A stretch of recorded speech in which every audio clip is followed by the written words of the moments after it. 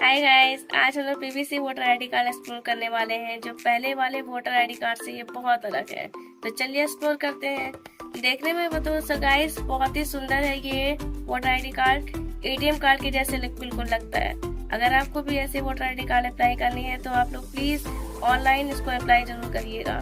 Apply करने का process जानने के लिए आप लोग मुझे कमेंट करिए, उस पर मैं एक वीडियो अलग से बनाना शुरू कर दूंगी। और अगर आपको ये वीडियो पसंद आई हो तो प्लीज़ इस वीडियो को लाइक, कमेंट, शेयर कीजिए और चैनल को सब्सक्राइब करना मत भूलिएगा। धन्यवाद।